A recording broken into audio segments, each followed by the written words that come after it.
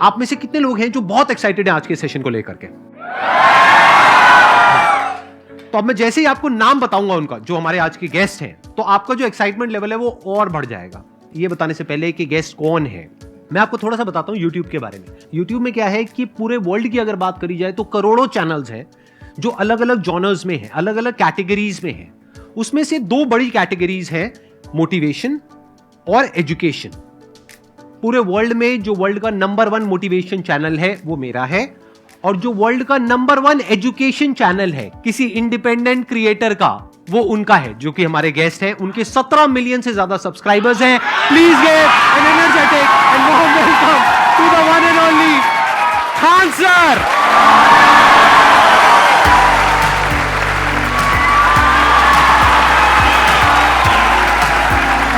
क्या हाल चाल जी, कैसे हैं आप?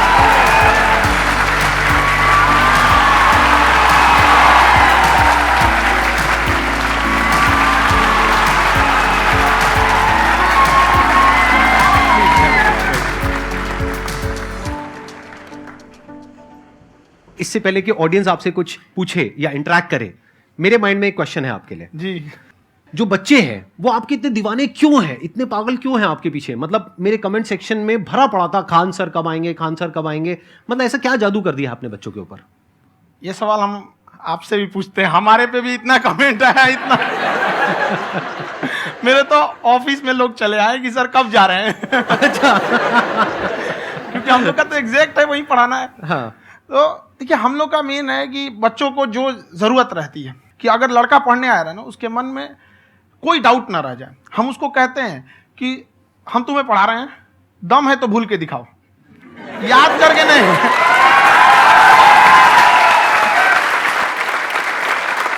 प्लस आप जिस प्राइस पॉइंट पे पढ़ा रहे हैं, आई थिंक वो सबसे कम है, वो बहुत ही कम है। सर, ये जो फीस का कल्चर है, ये हमारा इंडियन कल्चर नहीं है।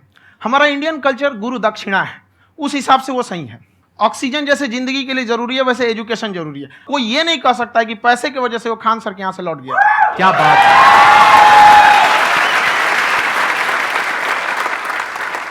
मैंने देखा कि आपका ये जो चैनल है कि ये पिछले 3 साल के अंदर अंदर ही ग्रो किया है। हमको जब चैनल शुरू हुआ तो एक दिन में हम 4-5 वीडियो बनाए। एक हमको कुछ आता, आज भी नहीं आता इतना, तो हम देख के कैमरा उमरा तो हम कंफ्यूज हो गए, बाप रे। तो हम एक ही दिन में वीडियो शूट किया, पढ़ाने वाला टॉपिक था हमको। उसके बाद कभी वीडियो नहीं, 6-7 वीडियो एक ही बार शूट कर लिए। और एक जो थे जिनका कैमरा वगैरह था, मेरे पास कैमरे भी नहीं थे उस टाइम, और कैमरा 35,000 का था, तो 6 महीना इसी में लग गया, जो 35,000 इसी में फंस जाएगा। तो उनके कैमरे से शूट किए, उन्होंने कोई चार्ज लिया, उसके बाद हम छोड़ ही दिए। लॉकडाउन लगा, तब हम कहें आप कैसे पढ़ाएंगे, वो तो 1 दिन 2 दिन करते करते अचानक लंबा हो गया। तब हमको याद आया कि ओहो, मेरा एक चैनल भी है वहाँ पे। तो उस समय उस पर लगभग 30,000 सब्सक्राइबर हो चुके थे।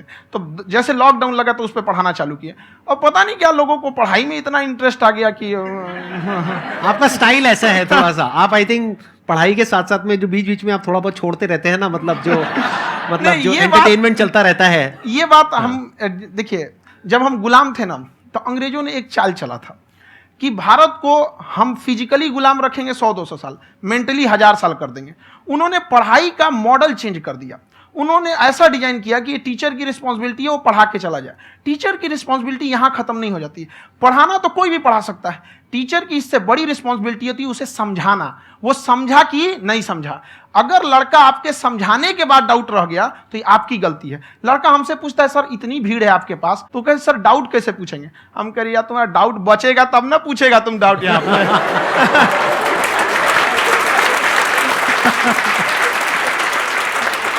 कॉन्फिडेंस नेक्स्ट लेवल है खान सर का, मानना पड़ेगा। और शायद यही वजह है इनकी जो ग्रोथ है उसका। किसी ने शायद सपने में भी नहीं सोचा होगा कि पिछले 2 साल के अंदर अंदर जो आपके चैनल की ग्रोथ हुई है, जैसे आप खुद ही बता रहे हैं कि लॉकडाउन के टाइम पे आपके 30,000 के करीब सब्सक्राइबर्स थे, आज की डेट में 17 मिलियन है। और मेरा एक क्वेश्चन और है, इससे पहले कि ऑडियंस में से आपसे कोई क्वेश्चन पूछे, कि कई बार आप ऐसे भी टॉपिक्स टच करते हैं जो थोड़े से कंट्रोवर्शियल हैं या थोड़े से सेंसिटिव हैं, जिसके ऊपर बात करने की हिम्मत आई थिंक बहुत ही कम लोगों में है। तो आपको कभी ये नहीं लगता है कि कहीं ज्यादा तो नहीं हो रहा है, इसको थोड़ा रोक देते हैं, थोड़ा कम कर देते हैं? क्योंकि कोई लाइन ही नहीं है वैसे तो बोलने को, तो आप कुछ भी बोल दो, कितना भी बोल दो। हुई है कंट्रोवर्सी बहुत बार। एक्चुअली बचपन से हमको फौज में जाना था, और फौज वालों के लिए ये सब मायने नहीं रखता। उसको करना है मतलब करना है, तुम सामने कुछ भी रहो, डजंट मैटर।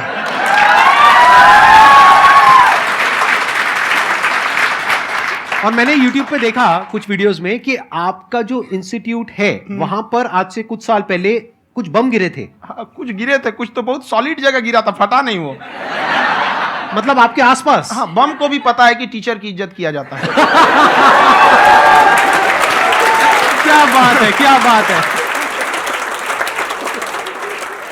मैं समझ पा रहा हूं कि ये आपके अंदर जो एटीट्यूड है ये कहां से आ रहा है, क्योंकि आप बचपन से ही फौज में जाना चाहते थे, तो आप जंग के मैदान में ही खड़े हैं एक तरीके से। बस फर्क ये है कि आपके हाथ में कलम है, हथियार ना हो करके। हथियार से एक आदमी की जान जा सकती है, हाँ। कलम से बहुत ताकत होता है। शिक्षा एक ऐसा हथियार है ना, हर कुरीतियों से लड़ सकता है, हर तरह की समस्याओं से। और ये एक ऐसा हथियार है, मेटल डिटेक्टर में भी नहीं पकड़ाता है।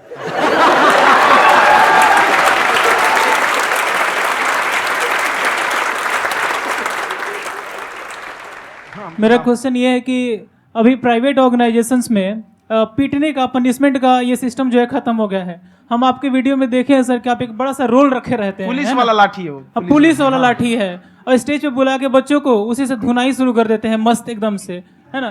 तो सर मतलब कि बच्चे मतलब कि डरते नहीं हैं आपसे, और इस तरीके से कैसे कनेक्टेड हैं आपसे, है ना? और एक और क्वेश्चन सर, यूपीएससी का जो आप अपना बैच स्टार्ट करने वाले हैं, ठीक है, उसके बारे में बताइए सर, क्योंकि मुझे मतलब कुछ इशू करना है सर, ठीक है?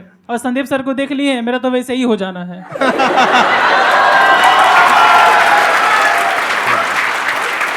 क्या हो जाना है? मेरा पूरा कंप्लीट करो। I'll be an IAS officer next year because I have seen you, sir. My day is like complete, sir. All the best. Thank you so much, sir. Thank you. पूरा बोला करो। हाँ। Thank you. देखिए, लड़कों को जहां तक पीटने की बात है, जब पढ़ाने की बात आएगी तो उसको हम पूरे बेहतरीन ढंग से पढ़ाएंगे। लेकिन जब सजा देने की बात आएगी ना, तो वो भी बेहतरीन ढंग से होगा। ऐसा थोड़ी होगा कि बस एक ही चीज बेहतरीन ढंग से होगा। और डर का होना बहुत जरूरी है। ये डर भी अपने आप में एक मोटिवेशन है, क्योंकि जब आपके अंदर एक थोड़ा सा डर रहे ना, तो डर के भागिए मत।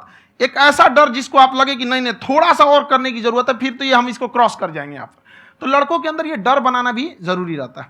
और रही बात यूपीएससी वाले की, जो आपने बोला, बहुत सारे लड़के वेट कर रहे हैं यूपीएससी की, क्योंकि 2-2.5 लाख फीस सारे लोग एफोर्ड नहीं कर सकते। और हमारा वही रहता है, हम तो ज्यादातर हमारे स्टूडेंट देखेंगे तो किसी के रिक्शा वाला, सब्जी वाला, यही लोग, इनको तो 2.5 लाख रुपया, इनके पास पूरी संपत्ति नहीं होती है, फीस कहाँ से भरेंगे वहां पे, उसके बाद रहेंगे कहाँ से? तो ऑल ओवर इंडिया से, कश्मीर से कन्याकुमारी तक, गरीब से गरीब भी लड़का उसको पढ़ सकता है। यही कुछ 1000 रुपये मंथली, 12-14 हजार साल का पड़ेगा, खत्म हो जाएगा इतना में।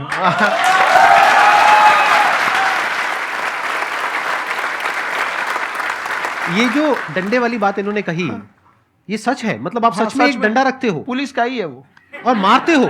हाँ। कि मतलब अगर कोई लड़की छेड़ता है या ऐसा कोई भी उल्टा नहीं, पुल्टा काम पढ़ाई करता लिखाई है, कुछ भी गलती करेंगे तो पिटाएंगे वो यहाँ पे, कैमरे पे, ऑन कैमरा, जैसा भी रहे, कुछ भी पिटाना तो उनको फिक्स है। एक तो कोई मतलब विधायक जी थे, उनके लड़का को पीट दिए, तो चला है दल बल लेके अपना वहां पे। उसने घर पे नहीं बताया था कि सर ने पीटा है, बस बोल दिया कोचिंग में पीटा है। बाद में पता चला हम पीटे हैं, तो उसके पिताजी मेरे सामने और पीटे।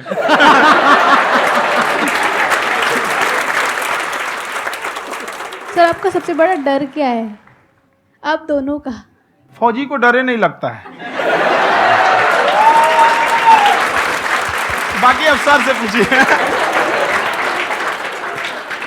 आज के सेशन से पहले कोई डर नहीं था, लेकिन अब मुझे इनकी डंडे वाली कहानियां सुन करके डर लग रहा है कि कहीं मैंने गलती से कुछ बोल दिया अरे ऐसा और नहीं। इन्होंने कहीं पीछे कुछ रखा हुआ है, और यही आ करके अगर इन्होंने मेरी पिटाई कर दी तो बहुत बुरा हो जाएगा। तो इसलिए हमको थोड़ा डर लग रहा है।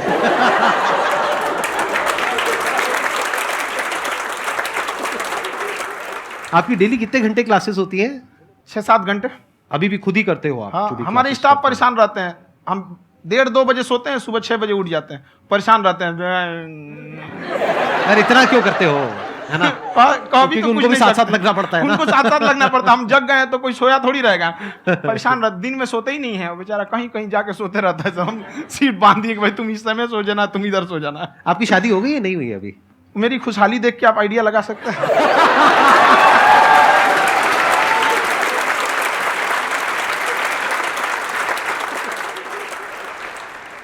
First of all I would like to say sir thank you so much to you and to your team कि आपने मुझे यहाँ आने का मौका दिया।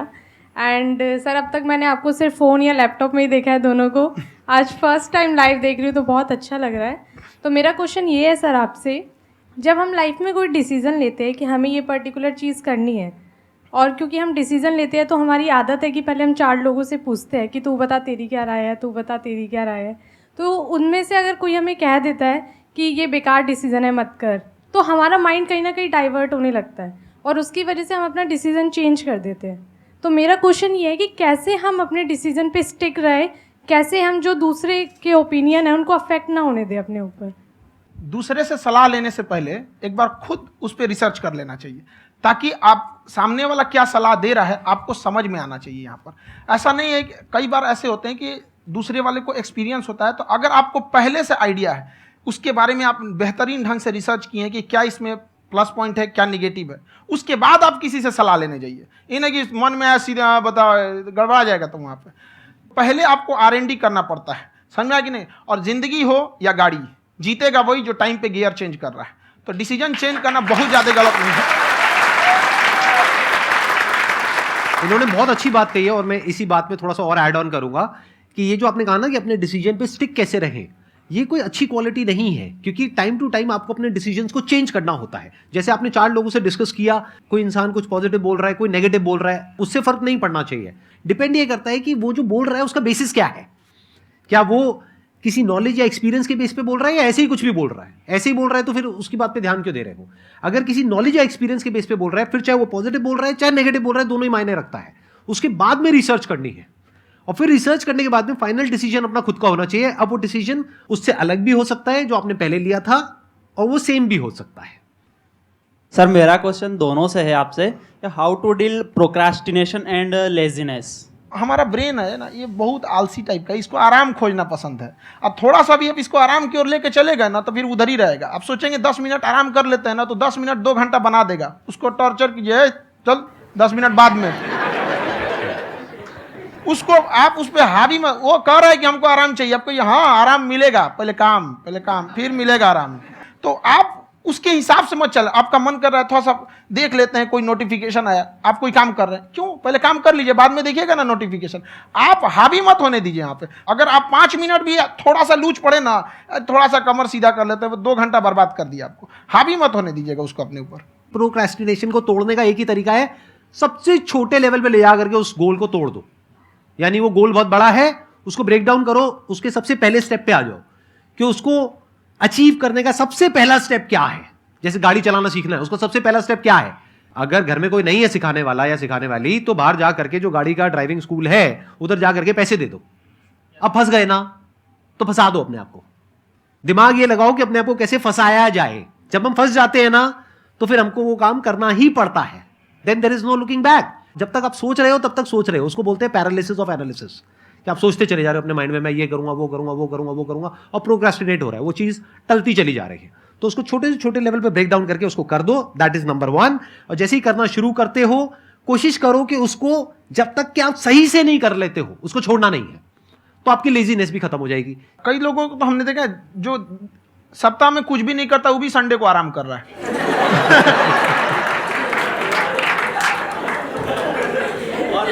वैसे कहा भी जाता है कि अगर कोई काम आपको करवाना है ना, तो ऐसे किसी इंसान को दो जो बिजी है। हाँ। ऐसे आदमी को मत दो जो खाली है। ये परफेक्ट एग्जाम।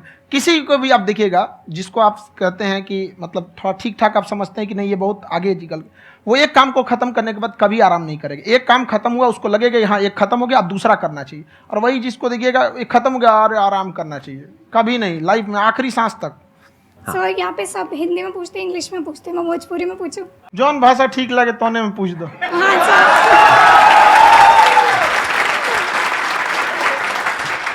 सर ये पूछे के चाहते नहीं कि जैसे हमने के पढ़ाई करी नहीं सर, तो कभी कभी डेली टारगेट्स जो होला वो कंप्लीट ना होला।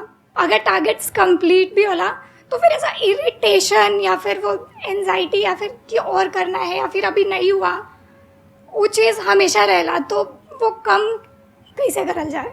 देखिए टारगेट्स को ना हम लोग को एक अपने हिसाब से पहले फिट करना चाहिए। ऐसा नहीं कि दूसरे किसी इंसान को देख के हम टारगेट फिट कर ले। कोई लड़का 8 घंटा पढ़ रहा है, कोई पहली बार अभी पढ़ना ही चालू किया, उसको देख के 8 घंटा पढ़ेगा तो पढ़ाई छोड़ देगा। तो आप अपनी क्षमता के हिसाब से देखिए कि आप कितना पढ़ सकते हैं। अगर आपने एक घंटे को बना लिया कि हम 1 घंटा पढ़ सकते हैं, अगले 1 हफ्ते तक उसको सस्टेन रखिए। जिम में कैसे करते हैं लोग, पहले दिन उठा लीजिएगा 1 कुंटल तो हार्ट अटैक हो जाएगा। तो वो धीरे धीरे टारगेट सेट कीजिए और अपनी क्षमता को भी देखिए। हर इंसान की क्षमता अलग है। कंगारू को देख के हाथी छलांग मारेगा, पैर तोड़ के बैठ जाएगा।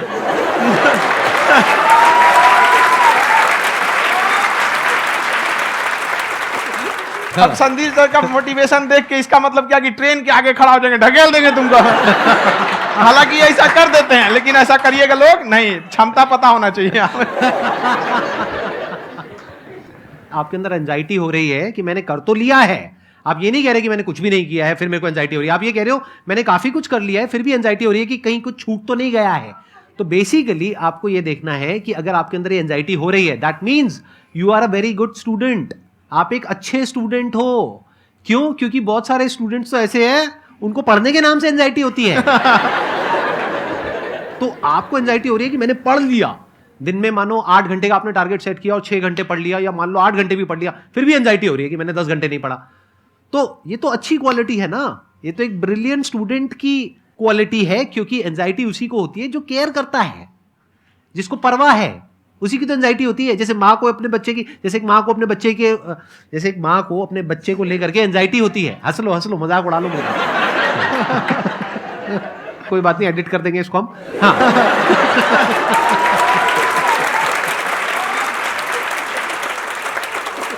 जैसे एक माँ है, उसको अपने बच्चे को लेकर के एंजाइटी होती है, थोड़ी सी भी तबीयत खराब हो जाए उसको एंजाइटी होती है, चाहे बच्चा ठीक भी है, डॉक्टर को नहीं होती है। क्यों? क्योंकि माँ को उस बच्चे से प्यार है। तो दैट मीन्स कि आप अपनी पढ़ाई को लेकर के सीरियस हो, इस वजह से आपके अंदर एंजाइटी हो रही है, विच इज नॉर्मल। जहां पर प्यार मोहब्बत होती है वहां पर थोड़ी बहुत एंजाइटी तो होती ही है ना। समझ रहे हो ना मैं क्या कहना चाह रहा हूं? आप लोग समझ रहे हो ना मैं कहां जा रहा हूं? जब वो किसी और से बात करती है तो एंजाइटी होती है ना।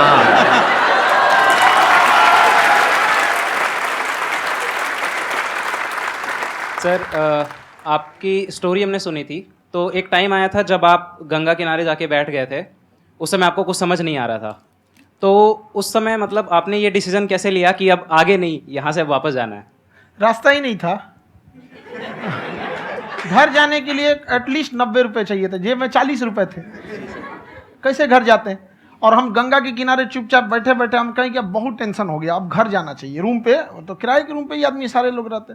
गए वहाँ पे तो रूम लॉक हो गया था। तुम खटखटाए तो ऊपर से गुस्सा से बोले जो ऑनर थे, क्या टाइम हो गया है? तुम कहे 9-10 बज रहा होगा। घड़ी देखिए तो 2 बज रहा था रात का, 2-2:30 बज गया था वहाँ। टेंशन में आप तो होता है, कई बार ऐसा समय आएगा कि लगेगा जैसे अब कुछ नहीं हो सकता है। तो इससे घबराना नहीं है। कभी कभी गुच्छे की आखिरी चाबी भी ताला खोल देती है। जो बातें आपने बताई कि घर में प्रॉब्लम्स ये तो बहुत लोगों ने फेस करी वहां पर। आप अकेले नहीं है, बहुत लोगों ने ये प्रॉब्लम्स फेस करी, बहुत तरह की प्रॉब्लम्स देखी, बहुत तरह की स्ट्रगल्स देखी, लेकिन वो सब इतने कामयाब नहीं हो पाए जितने कि आप हुए।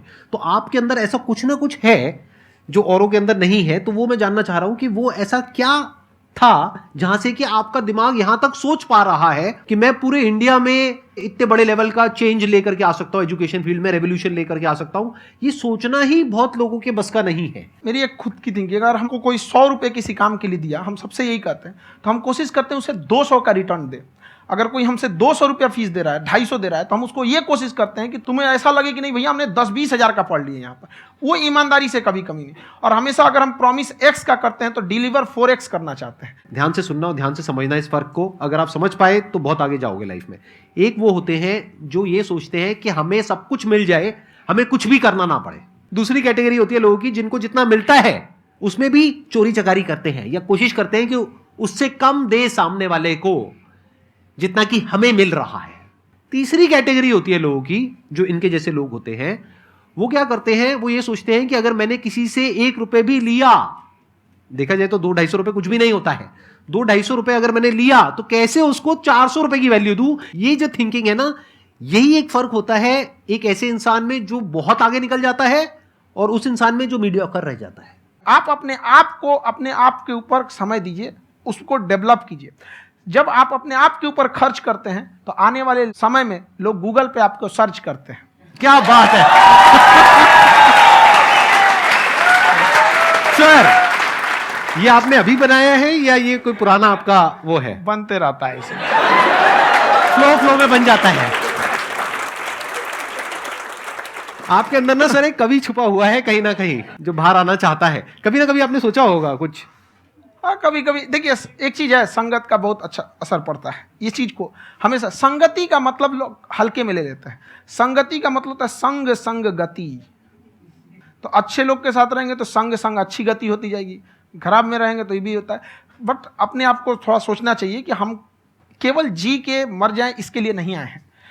लोग कहते हैं कि सर नाम क्यों नहीं बताते अपना। हमारी एक ही सोच है कि जाने के बाद इस दुनिया से हमको मतलब एक चीज देना चाहते हैं स्टूडेंट्स को, कि वो याद करें कि इस पैसे की भाग दौड़ की दुनिया में हर कोई दोनों हाथ से लूटने में लगा है, खाली हाथ जाने के लिए ये सबको लगा है। तो हर कोई को ये सोचना चाहिए कि था कोई इंसान जो इतने कम फीस में इतनी शिक्षा जो महंगी थी, जो कमाने का रास्ता था, उसको भी एकदम कंपटीशन इतना कर दिया कि अब लोगों को अपनी फीस बढ़ाने में डर लगता है कि अरे यार, लड़का कमेंट करता है कि खान सर इतना ले रहे हैं, आप बहुत बड़ा टीचर हो गए।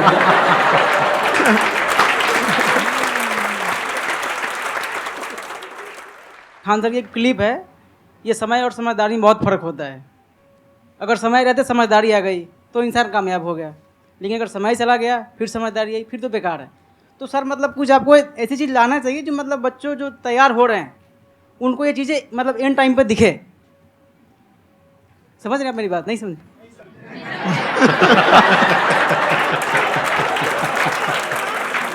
यही होता है सर, सर का मोटिवेशन ज्यादा हो जाता है। जब आप स्ट्रगलिंग फेज में हैं तो कम से कम चीजों को अपने ऊपर खर्च कीजिए, ज्यादा से ज्यादा सीखने में खर्च कीजिए। अगर आपको राजा बनने का शौक है तो गुलाम की तरह मेहनत करना सीखिए, तब राजा बनेंगे।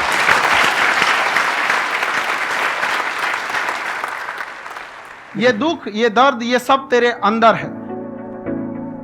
तू अपने बनाए इस पिंजड़े से बाहर निकल के देख, तू अपने आप में एक सिकंदर है।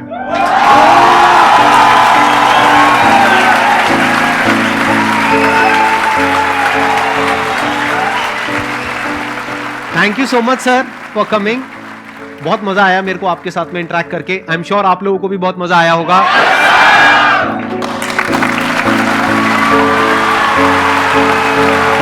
Thank you so much ji.